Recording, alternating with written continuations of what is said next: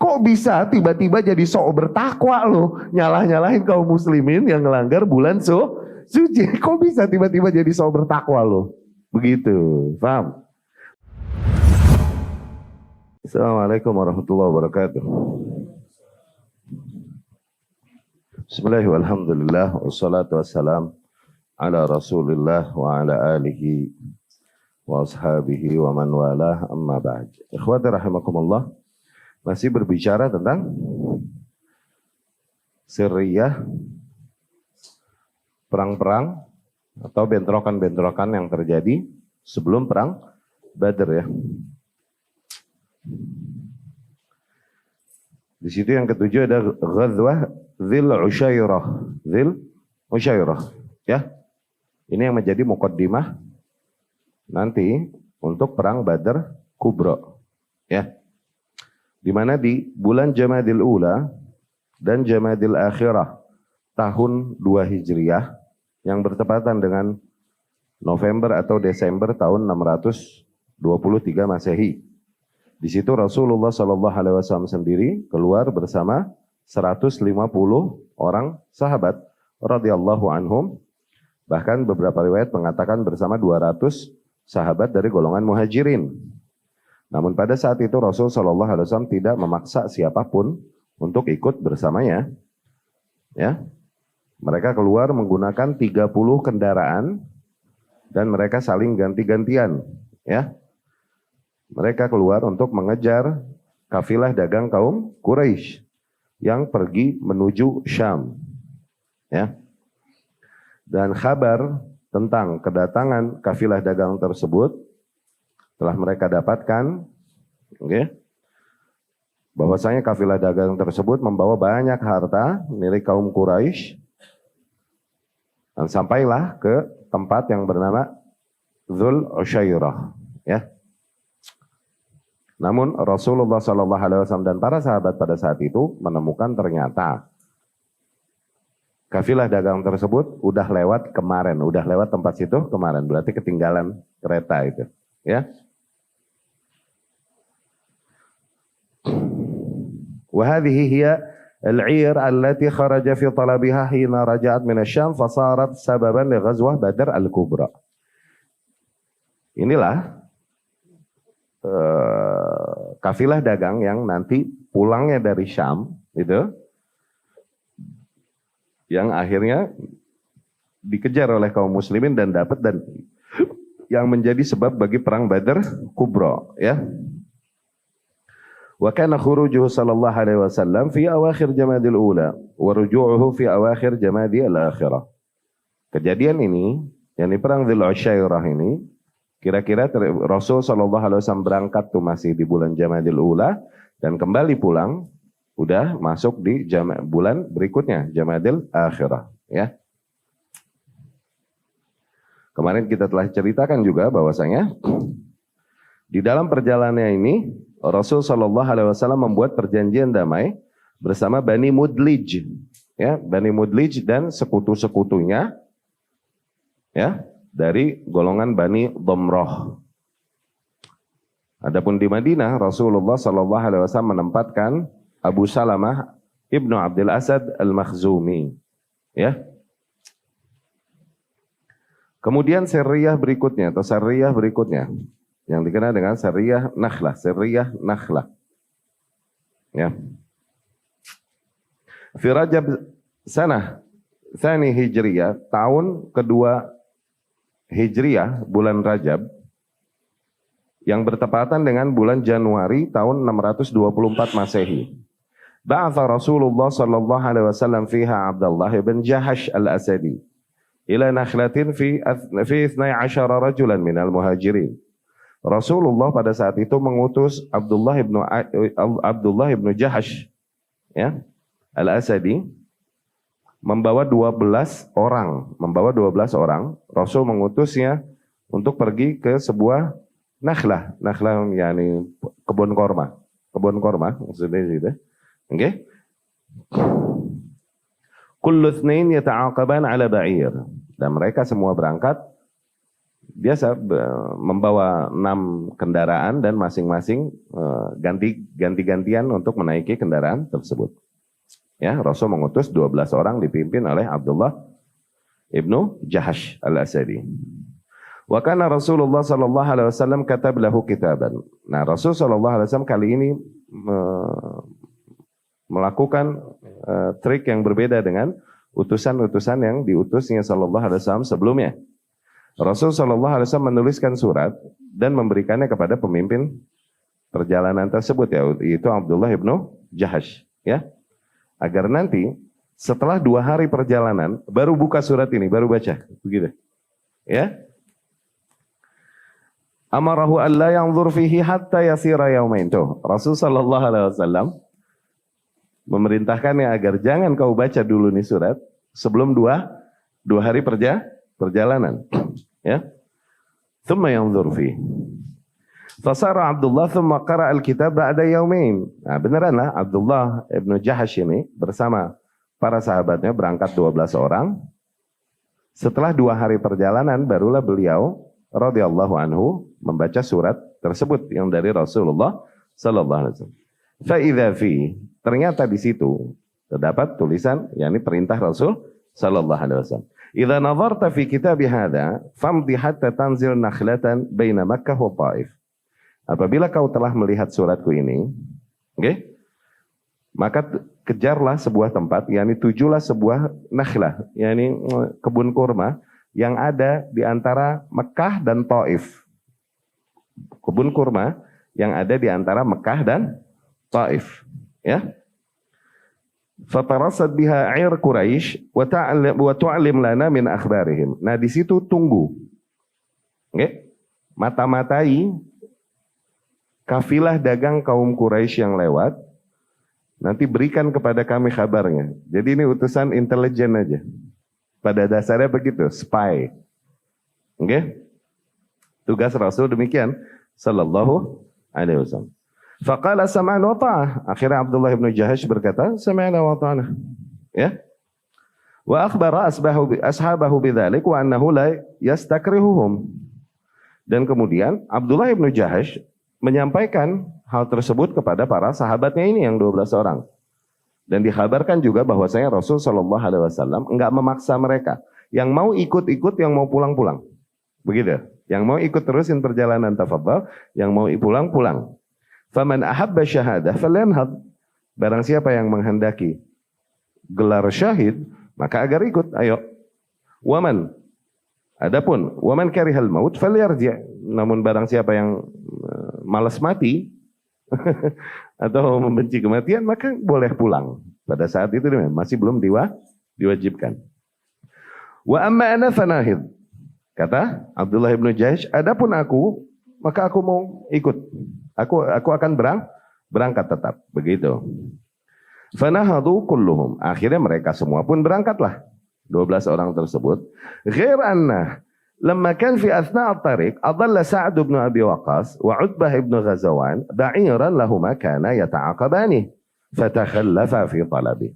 Tapi dari 12 orang ini berkuranglah 2 orang, yaitu Sa'ad bin Abi Waqqas radhiyallahu anhu dan Utbah bin Ghazawan.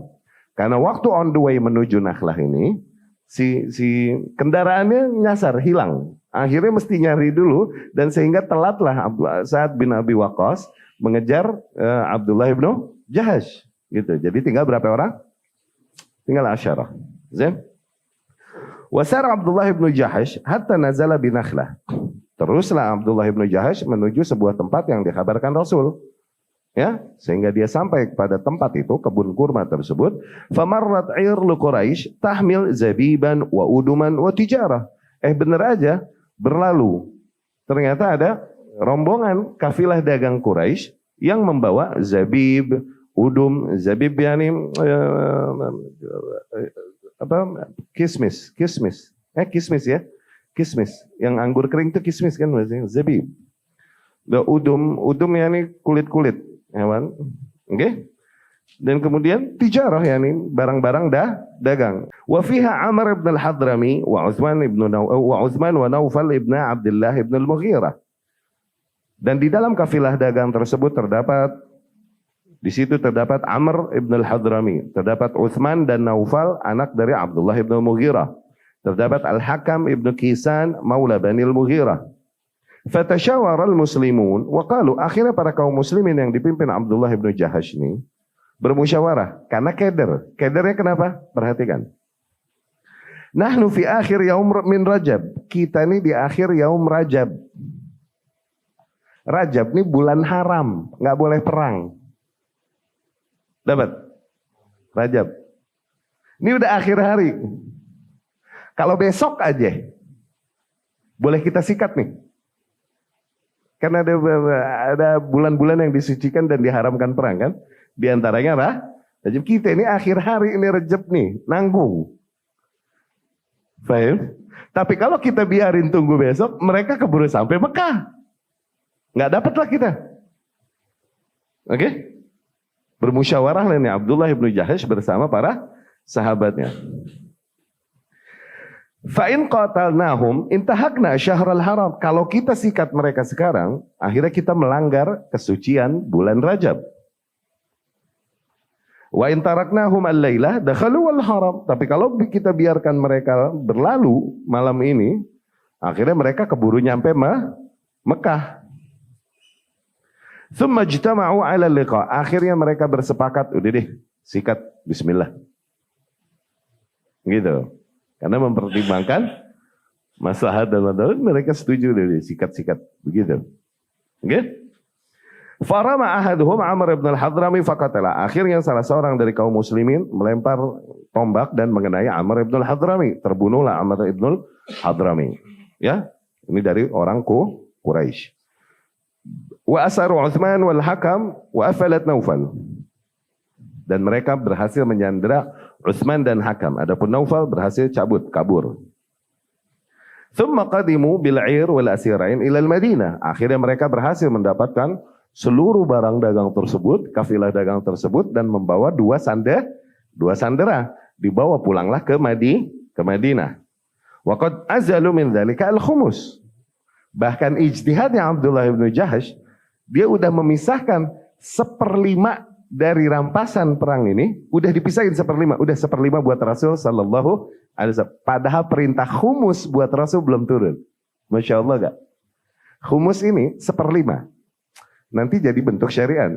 Hasil perang dan lain-lain ini itu 1/5 buat Rasulullah sallallahu alaihi wasallam. Buat beliau sallallahu alaihi wasallam menghidupi keluarganya.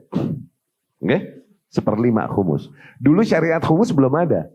Nah yang pertama ide misahin 1/5 dari hasil rampasan ini, timnya Abdullah bin Jahash radhiyallahu anhu aja.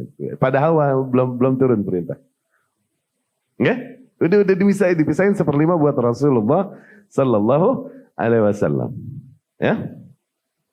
Wa huwa awal khumus kan fil Islam. Itulah khumus pertama di Islam. Wa awal qatil fil Islam, dan itulah darah pertama yang tertumpah oleh pasukan kaum muslimin. Wa awal asiraini fil Islam, dan dua orang itu, yakni Hakam tadi dan Uthman, itu dua orang sandera pertama di Islam. Zen. Tapi sampai Madinah nih, angkara Rasulullah sallallahu alaihi wasallam fa'alu. Rasul justru mengingkari apa yang mereka lakukan. Rasul berkata, "Ma amartukum biqital fi syahril haram," katanya. Aku enggak perintahkan kalian untuk mengangkat senjata di bulan haram. Yani Rasul sallallahu alaihi wasallam dia memerintahkan mereka ke sana. Mungkin lihat kalau misalnya ternyata dan emang masih di dalam bulan haram gitu. Mungkin kalau pertimbangannya besok yang udah lewat aja tuh bulan Rajab, oke? Mungkin Rasul sallallahu alaihi wasallam membenarkan ijtihadnya Abdullah bin Jahash dan para timnya ini. Tapi emang masih di bulan haram. Rasul sallallahu alaihi wasallam berkata, aku nggak nyuruh kalian perang di bulan haram. Oke? Wa tawaqqafa 'an at-tasarruf fil 'ir wal asirain. Akhirnya pada saat itu Rasul pun tawakuf dulu, nggak diapa-apain dulu. Harta rampasan perang dan kemudian dua orang sandera tersebut didiemin dulu sama Rasul sallallahu alaihi wasallam. Bingung tuh kalau udah begitu. Kenapa? Pasti nanti jadi bahan celaan kaum Quraisy terhadap Muhammad dan para sahabat. Muhammad dan para sahabatnya telah melanggar bulan bulan suci. Gitu. Dan harus gimana? Biasa Rasul tawakuf nunggu wahyu, begitu. Ya. Wa wajadal musyrikun fi mahadath fursah tuh. Kaum musyrikin, kaum munafikin ini selalu memanfaatkan kesempatan-kesempatan demikian.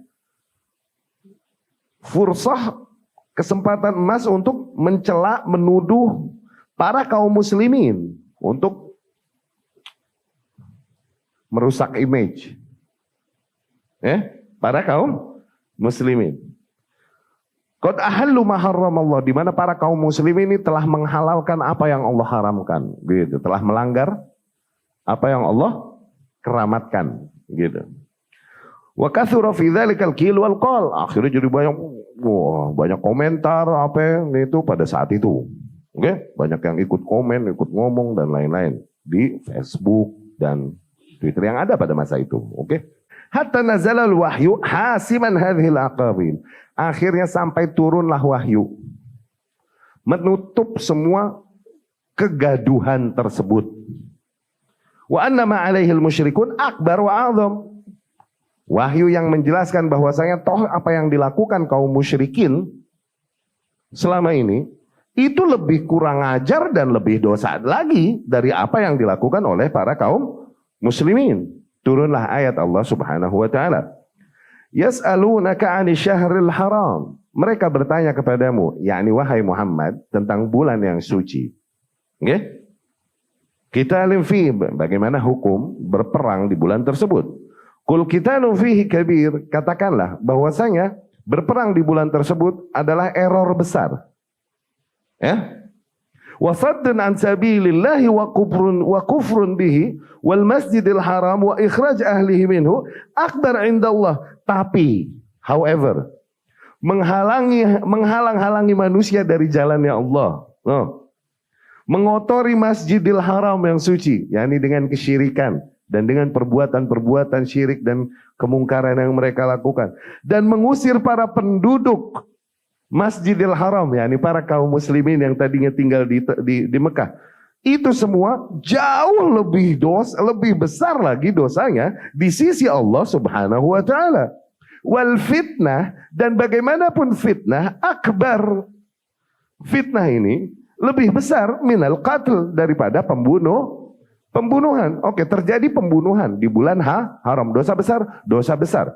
Tapi fitnah yang mereka jadikan, yakni apa? Kesyirikan dan memerangi dakwah Rasulullah sallallahu alaihi wasallam, dan betul fitnah itu maksudnya itu. Itu yang maksudnya fitnah lebih kejam daripada pembunuhan. Fitnahnya itu. Kesyirikan dan memerangi dakwah Rasulullah, bukan fitnah yang lebih kejam daripada pembunuhan. Fitnah lebih kejam daripada pembunuhan. Bukan fitnah itu. Tapi fitnah ini, yakni kesyirikan dan memerangi dakwah kepada Allah Subhanahu wa ta'ala, fitnah. Itu jauh lebih besar di sisi Allah Subhanahu wa taala daripada pembunuhan yang telah terjadi di bulan suci tersebut. Tahu. Dapat dijawab sama Allah Subhanahu wa taala. However, para sahabat katakanlah mereka berijtihad dan ijtihadnya enggak tepat. Mereka mempertimbangkan dan pertimbangannya enggak tepat. Katakan demikian. Oke? Tapi tetap dibela oleh Allah Subhanahu wa taala. Ya?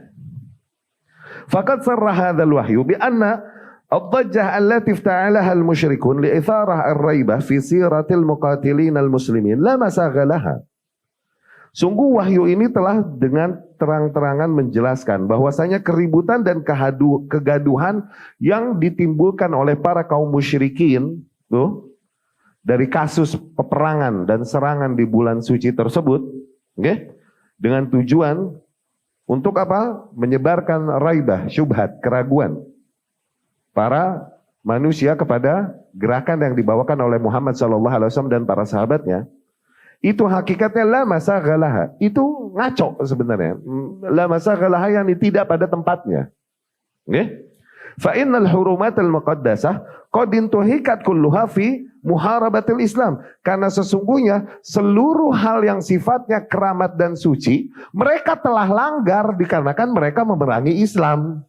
Kok bisa tiba-tiba jadi sok bertakwa loh, nyalah-nyalahin kaum muslimin yang melanggar bulan suci. Kok bisa tiba-tiba jadi sok bertakwa loh? Begitu, paham? Padahal yang kau lakukan jauh lebih rusak dengan memerangi Islam. Wattihad ahlihi, dengan menindas para kaum muslimin. Alam yakunil muslimun mukimin bil baladil haram. Bukankah dulu para kaum muslimin adalah penduduk negeri yang suci, yakni Makkah. Hina taqarrar subu amwalihim wa qatli nabiyihim, ketika dirampasnya akhirnya harta mereka dan diperanginya nabi mereka. Faman ladzi a'ada li hadhil hurumat qadasataha faj'ah. Apa yang tiba-tiba kok mengembalikan semua kehormatan dan kemuliaan, nilai-nilai mulia tersebut pada mereka, pada kaum musyrikin, padahal mereka telah langgar dan rusak itu semua dengan memelangi dakwah Rasulullah sallallahu alaihi wasallam. Wa ba'da dzalika atlaqa Rasulullah sallallahu alaihi wasallam sirahal asirain. Akhirnya setelah itu Rasulullah sallallahu alaihi wasallam mengambil langkah justru untuk membebaskan dua sandera tersebut. Tapi ditunggu dulu pada saat itu. Karena Sa'ad ibnu Abi Waqqas radhiyallahu anhu sama Utbah yang tadi nyari hewannya belum balik, takutnya ketangkep sama kaum musyrikin, ntar dibunuh nih mereka nih, sandera kita sikat kalau gitu ya. Gitu ternyata Sa'ad balik radhiyallahu anhu bersama Utbah. Oh selamat, ya udah dibebasin lah nih sandera dari kaum musyrikin. Oke? Okay? Wa adda diyatal maqtul ila auliyaih, bahkan Rasulullah sallallahu alaihi wasallam membayar diat untuk Amr al-Hadrami tadi yang terbunuh tuh, bayar diat Rasulullah sallallahu alaihi wasallam. Tetap fair kalaupun terhadap musuh. Ya. Demikian emang kalau kita lihat sekarang lucu. Kerjaan kaum musyrikin, kafirin, kaum munafikin di dalam menyerang dan mencoba merusak nama Islam demikian.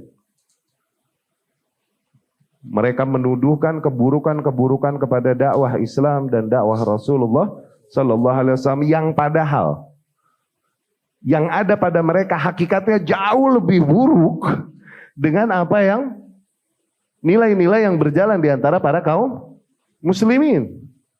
Iya kan? Yang ada pada mereka justru sebenarnya jauh lebih buruk. Demikian juga bahkan lebih jauh para ahli bid'ah terhadap ahlus sunnah. Mereka mendudukan kepada ahlus sunnah kasus-kasus yang sebenarnya terjadi pada mereka jauh lebih besar dan lebih rusak. Oke? Kejadian kemarin itu.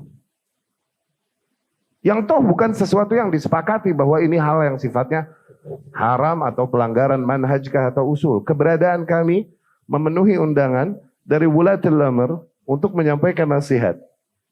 Oke? Di acara kemenangan Mutarasyah. Apa? Capres. Dan di situ hadir menteri-menteri yang existing, yang memang masih wulatul amr, yang punya hak untuk didengar dan ditaati, didoakan kebaikan, dicintai, disampaikan nasihat sebisa mungkin dan lain-lain. Ini para ahli bid'ah menemukan dari hal tersebut mat'an, celaan. Dibilang si Bajri menghadiri acara kemungkaran, ada dangdut dan joget-joget. Ada ikhtilat di sana katanya. Wih. Gue bilang, lu kenapa tiba-tiba bertakwa kepada Allah lu?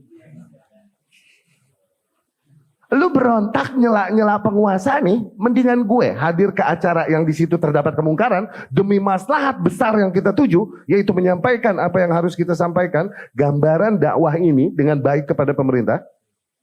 Atau apa yang mereka lakukan? Memang celah-celah pemerintah, menyerukan manusia untuk doakan keburukan kepada pemerintah, mendukung para demonstran, diam dari kebid'ahan dan kesyubhatan dan lain-lain. Atau mengkafirkan negara Islam, bilang Indonesia bukan negara Islam. Dia mau bilang negara kafir itu. Mau bilang apa lagi? Kalau enggak negara Islam, negara apa? Ente mau bilang ada manzilah bainal manzilatain. Mu'tazilah lu kena. Ayo lu, tahu manzilah bainal manzilatain? Ini Mu'tazilah.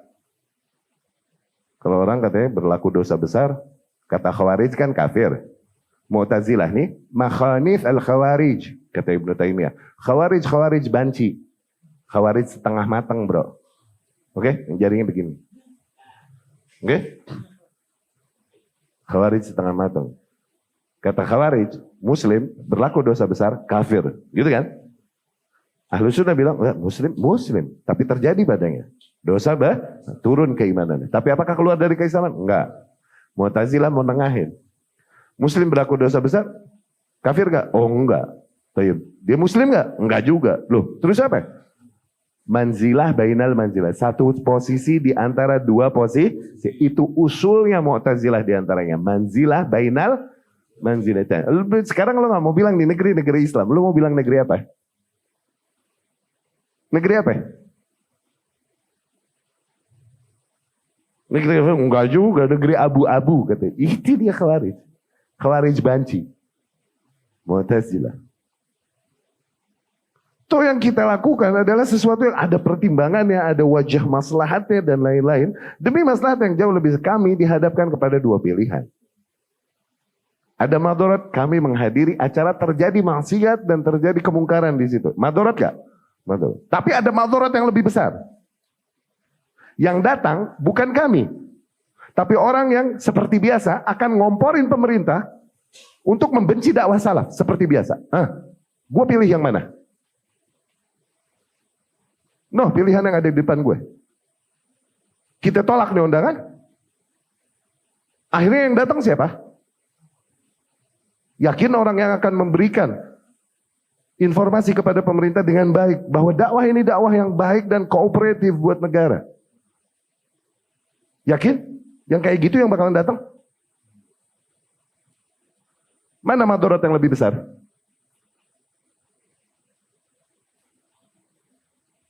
Hah? Nah, bermainlah di sini para kaum yang terjauhkan dari sunnah. Sebagian kaum memang pada dasarnya BSH, barisan sakit hati, yang udah banting manhaj, ikutan pemilu, kampanye, sampai menunggangi ayat-ayat dan hadis-hadis Rasul SAW buat pemilu. Taunya jagoannya kalah juga, mampus lo, mamam. Sakit hati nggak? Lihat gue di situ bareng yang menang, pedas gak? Pedas bener. Atau barisan yang emang pada dasarnya masih ada sisa Khawarij pada dirinya. Cuma emang menjual nama Salafi juga. Gak ikut pemilu. Sama gak ikut pemilu juga.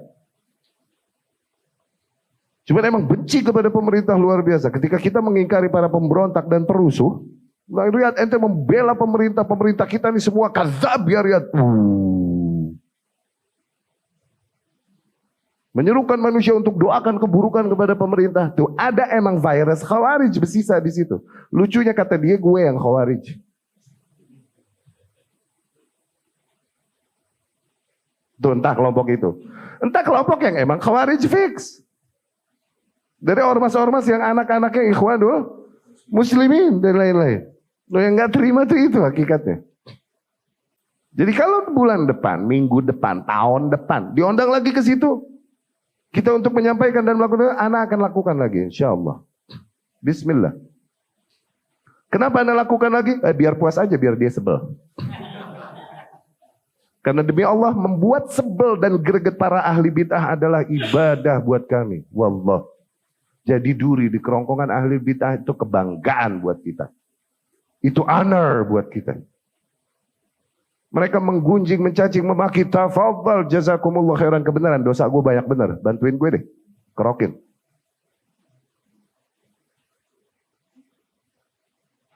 Kok bisa kita menyalahkan sesuatu pada kita padahal yang jauh lebih buruk ada pada mereka. Dituduhkan kita, ikutan pesta demokrasi. Lah, lu kampanye pemilu, Bahlul. Ini gue udah kelar pemilu. Udah kelar pemilu, ya gak? Jangankan menang lewat suara, mau menang kudeta berdarah lagi. Kita ngedukung Ahlus Sunnah mah. Mau menangnya kudeta, jangankan perebutan suara atau perebutan suara curang. Katakan. Wallahu alam. Iya gak? Tapi jangankan mau kudeta berdarah lagi, kalau udah menang. Gak ada urusan, kan kita udah bilang. Kita ini kaum yang lebih loyal kepada para penguasa daripada tim sesnya. Tim sesnya ini ngedukung dia, maslahat. Kita senantiasa ngedukung penguasa, akidah. Kita Ahlus Sunnah. Tim ses ngejaga dan solid kepada penguasa. Kenapa? Maslahat politis. Kita ngejaga penguasa dan mendengar mentaati penguasa, doakan kebaikan, akidah, sikap akidah, bukan sikap politik.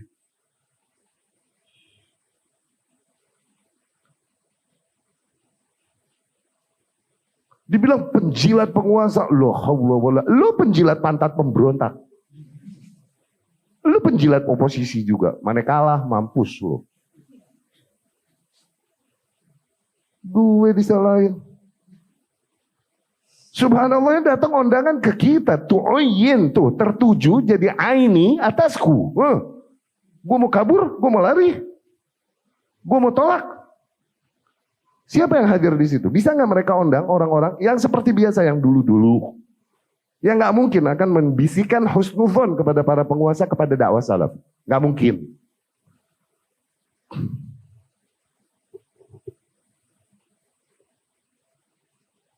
Kita dihadapkan dua madarat itu. Datang dengan segala kemungkaran yang terjadi di situ, atau nggak usah datang, tapi yang datang orang yang akan memprovokasi para penguasa kepada kita. Kesempatan emas gak? Kesempatan emas. Sisanya ada sisa teknis, ada yang joget-joget, ada yang musik. Udah deh lo, ke mall juga ada musik. Segala, kenapa jadi takut bener? Sekarang ditanya hukum musiknya, saya sampah begituan dibahas. Gimana Ustadz yang menghalalkan musik tuh? Bahlul kan nggak ngerti usul mana furu mana. Tuh Ustadz dia mau haramin musik juga kita sikat tetap. Dia bukan Ahlus Sunnah, kenapa jadi ribut loh sama begituan? Segala begitu jadi ribut. Dia mau haramin musik lagi. Terus jadi kita bilang, ya udah ngaji sama dia gitu. Dia ahli bid'ah. Asma wa sifatnya ngaco akidahnya. Terus jualan buat dakwahnya. Ngasih beasiswa di ngasih beasiswa di videoin, di upload ini. Kita kaum yang fokus sama tauhid sama ikhlas. Mau amal apa-apa mikir-mikir, takut rusak ikhlasnya. Kita fokus di situ gak? Ini kok pencitraan dakwah. Ada kasus viral dia samperin, dia dibawain beasiswa ini. Ya salam, jualan nih orang. Mau dia haramin musik lagi, terus kita diem. Ini bid'i emang ya, bid'i harbi lagi sama Ahlus Sunnah.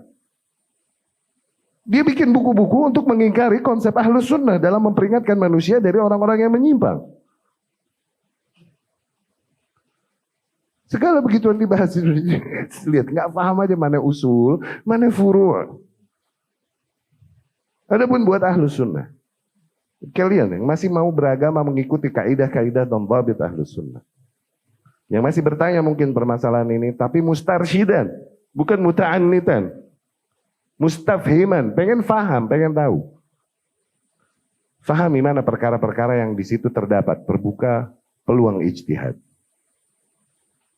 Dilihat siapa yang melakukannya. Apakah orang yang jauh dari menegaskan sunnah dan mengingkari kebid'ahan, atau orang yang jelas selama ini menegaskan sunnah, mengingkari kebid'ahan dan ahli bid'ah.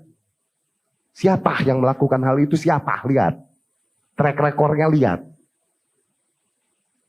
Suka viral enggak? Tuh, gue sebut dah tuh. Wala fakhr min fadli rabbina. Lihat dulu. Kalaupun kalian tidak menyetujui, tapi ini perkara khilafiyah ijtihadiyah, kalian nggak punya hak untuk memusuhi, mengingkari, menggimbahi, menggunjing saudara kalian yang mungkin berpendapat berbeda dalam hal ini. Boleh nggak berpendapat sama? Boleh aja. Ijtihadiyah kok. Tapi bukan menjadi satu alasan bagimu untuk memerangi atau menyeru manusia untuk memusuhi dia dan lain-lain. Lucu ini begitu. Ada saudara-saudara kita ustadz lain yang mau ngisi di sini. Ketahuan. Itu ditegur di grup asatir katanya. Ustadz mau ngisi di tempat Riyad Bajri. Oh iya. Dakwah ilallah. Bagaimana dengan permasalahan Ustadz? Oh Allah. Kasus begini segala sampai diseru manusia untuk jangan datang ke sini, jangan ini. Allah. Ini ijtihadiyah ya akhi. Tuh lihat. Betapa ngeblanknya orang, mau udah belasan tahun lagi belajar, mau puluhan tahun lagi. Gak tahu mana usul, mana furu. Lihat. Mana tajarrud alal haq, mana tahazzub. Mana independen merdeka di atas hak. Mana berkelompok dan lain-lain. Ya. Jadi sekali lagi, wallahil azim, alhamdulillah ya akhi, ketika mereka nambah greget, nambah sebel sama kita, Allah berikan kebahagiaan di hati kita. Itu kehormatan buat kita. Keberuntungan besar buat kita. Ketika para ahli bid'ah, ahli syubhat, menggunjing, mencaci, memaki, ngeributin kita, happy gitu. Itu kehormatan buat kita. Dan next, kalau diundang lagi tempat begitu, aneh datang lagi. Kenapa? Biar puas aja, biar dia pada sebel. Aneh girang kalau dia sebel. Dari dulu. Ya. Tadi juga gue tantangin gak ada yang mau datang. Kayak yang udah-udah. Iya gak? Yang nyerang kita dan lain-lain ujung-ujungnya, udah dijelasin semua hujah, kita ajak mubahalah sini. Kasih tempat, kasih apa. Nggak ada yang mau datang, ya ada ngeles-ngeles sana sini. Iya gak? Mubahalah kemarin, ada yang datang? Kagak. Gue kirain mau pada bebacot di medsos. Terus ada yang berani gitu datang kemari, atu kayak gitu. Kagak, yang ada ngeles-ngeles tuh, ada Naruto. Ngeles-ngeles. Apaan lu, udah diem deh. Nyamuk, nguing-nguing di kuping, segala.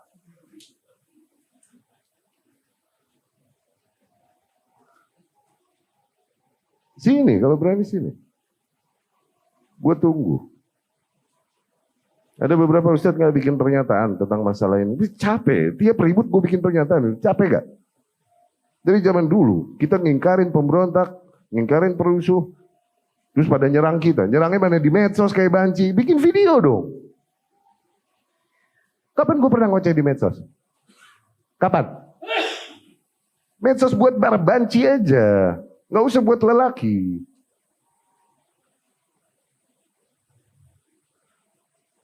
Kita ngingkarin pemberontak dan perusuh. Disikat dari belakang. Gue hantam pakai khawarij merah jambu video. Habis itu anak girang, kalau mau tidur ingat itu ngakak, anak girang, puas. Ada kepuasan di hati anak bisa ngehantam mereka. Masalah Palestina ribut lagi ini itu gue bikinin 3,5 jam. Ngaruh, kagak juga. Ada yang datang berani, kagak juga. Kirain mah karena kagak tahu, taunya emang kagak karena tambeng aja emang. Capek-capek ngejelasin.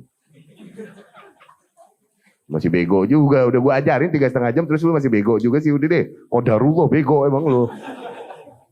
Genetik emang kali lu. Begonya. Sekarang masalah begini, masa gue bikin video lagi. Alah. Capek amat hidup gue, tiap ada ribut terus mesti bikin lagi. Jadi udah jangan nanya lagi, Ustaz tolong balas, Ustaz tolong balas, Ustaz tolong berikan keterangan, kejelasan dan lain-lain. Jangan nanya ngapain? Wasting time, segala nanya masalah musik haram apa kagak. Kenapa jadi keder lo? Mau dia haramin lagi. Ahli bidah tetap, ya enggak kita nasihati manusia untuk mendengar ya. Kenapa jadi keder lo? Ya. Taib, aku lu qouli hadza wa astaghfirullah li wa lakum.